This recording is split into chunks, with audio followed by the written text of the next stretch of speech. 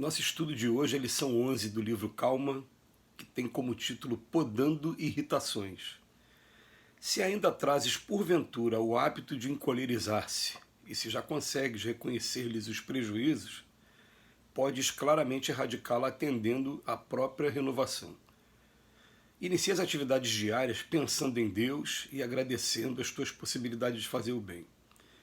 Medita raciocinadamente, ante o clima de conhecimento superior que já possuis, na certeza de que te encontras na ocasião de expressar o melhor de ti mesmo. Pensa nos companheiros até agora capazes de induzir-te ao azedume, por irmãos nossos com qualidades, por enquanto imperfeitas tanto quanto as nossas. Se algum traço de amargura se te fixa no coração relativamente ao comportamento infeliz de alguém, através de ações que consideres lesivas aos teus ensinamentos, desculpa esse alguém, procurando esquecer-lhe a falta naturalmente impensada. Pondera que se os outros erram, também nós erramos, bastas vezes, na condição de espíritos, ainda ligados às múltiplas faixas da evolução terrestre. Não te aceites por infalível, a fim de entenderes com indulgência aqueles que acaso te falharem a confiança. Reflete na intimidade do coração que ninguém consegue algo realizar sem o concurso de alguém, para que aproveites os valores maduros dos colaboradores que a divina providência te confiou, sem estragar-lhes os valores ainda verdes. Abstente de lastimar fracassos e dificuldades que já passaram e entrega-te à reconstrução da própria paz em bases de serviço e discernimento. Não nos esqueçamos de que, nas mais complicadas circunstâncias, a vida nos requisita a prática do bem e que, mesmo, por isso mesmo, qualquer ocasião para cada um de nós é tempo de compreender e abençoar, auxiliar e servir. Quando a gente vai estudar a cólera, a raiva, a explosão emocional, a primeira informação que a gente vai ter é da própria medicina mostrando os males que a gente faz ao nosso corpo físico. E alteração de pressão arterial, hipertireoidismo e uma série de outras complicações que podem até resultar mesmo em processos depressivos ou síndrome do pânico. A diferença de um para o outro está na taxa de noradrenalina e de uma mais alta e outra mais baixa. Mas pode desencadear esses problemas, né? Mas a gente começa a estudar também o lado moral, principalmente quando vai pegar o estudo do Evangelho, está lá, bem-aventurados que são mansos e pacíficos. Desde que eu li isso a primeira vez, a primeira coisa que me chocou foi, peraí, eu não sou manso nem sou pacífico. E aqui está dizendo que é bem-aventurados mansos e pacíficos. Como é que eu faço para ser manso e pacífico? A mansuetude, ela está muito ligada ao quê? A emoção. Nossa. Por quê? Quando a gente vai estudar o lado emocional, a emoção pega a gente de surpresa. É aquele susto que você toma no trânsito, aqueles segundos em que você vai reagir. Aí vai ter gente que vai reagir na defensiva, vai ter gente que vai xingar, vai ter gente que vai reagir também agredindo, cada um vai ter uma reação e essa reação vai permitir que a gente se conheça. A emoção faz isso, ela faz com que a gente promova o autoconhecimento.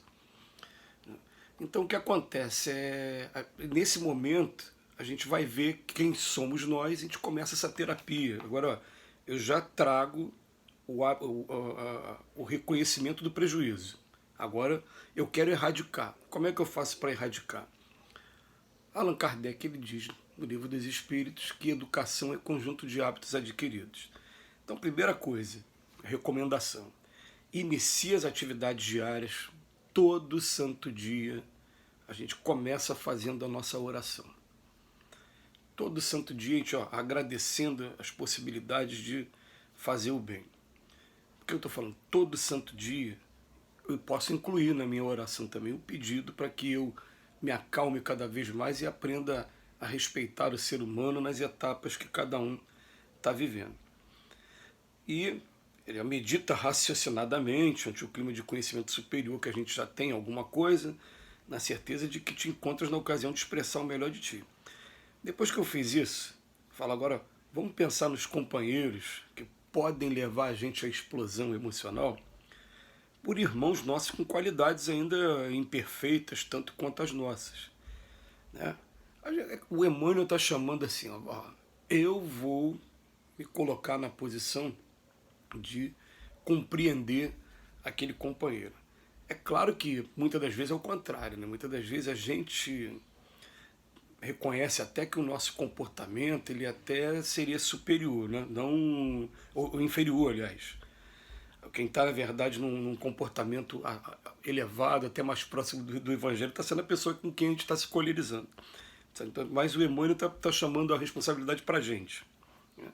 Depois ele fala, se algum traço de amargura te fixa no coração relativamente ao comportamento dessa pessoa, desculpa essa pessoa procurando esquecer-lhe a falta naturalmente pensada. Ah, mas aí é que está a nossa dificuldade maior, né?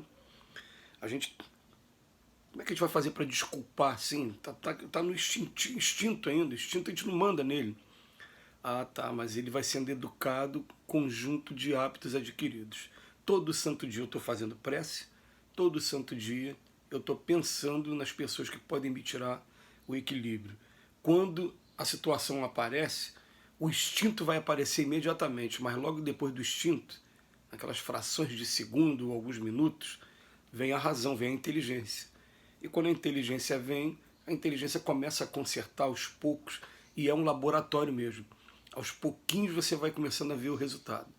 Antes você se encolerizava e ficava colerizado durante muito tempo, trazendo danos graves para a sua saúde. Agora você se encoleriza, mas em breve você se acalma, e em breve você reconhece o mal que aquilo te faz. E daqui a pouco, com o tempo, você vai se encolerizando cada vez menos, esse tempo, essa reação ela vai diminuindo, até o ponto em que a gente chega de tomar o susto, mas não entrar no campo da cólera. Eu não consigo imaginar, por exemplo, uma figura como... Não vou nem falar de Cristo, porque falar de Cristo é falar de quem é o guia e modelo aqui da nossa história. Falar de um Gandhi da vida, se encolerizando em momento algum. Aliás, o Gandhi tem uma frase dessa. Quantas vezes você perdoa? Nenhuma vez, porque eu nunca me aborreci a ponto de precisar perdoar alguém. Sempre respeitei a pessoa na etapa que ela vive. Essa frase é profunda demais do Gandhi. Está tudo aqui dentro da gente, depende de cada um de nós.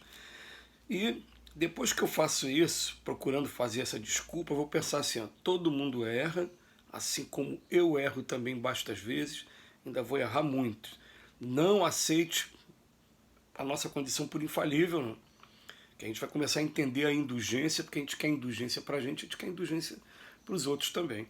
Essa mensagem é maravilhosa. Depois ele fala, reflete na intimidade do coração, que ninguém consegue fazer algo, realizar sem um concurso de alguém. A gente precisa o tempo todo um convívio uns com os outros. A gente parece que tem um determinado momento que a gente precisa aprender muito com a experiência dos porcos espinhos, que para poder se proteger do calor, eles ficam muito próximos, mas não pode se aproximar muito, senão um vai machucar o outro por causa dos espinhos. Mas a gente precisa ali respeitar aquele limite ali, de não deixar com que vire uma lesão física. Abstente de lastimar fracassos, dificuldades que já passaram e entrega-te à reconstrução da própria paz, em bases de serviço e discernimento. A gente está percebendo que esse livro, o Calma, ele traz roteiros o tempo todo para cada situação, que se a gente começar a estabelecer como terapia, cada um dentro da sua necessidade maior, e eu admito aqui que essa aqui é uma necessidade muito grande minha. Então esse texto aqui, por exemplo, é um texto que eu preciso colocar principalmente na minha mesa de trabalho, nos locais que a gente tem uma tendência maior a entrar em estado de irritação.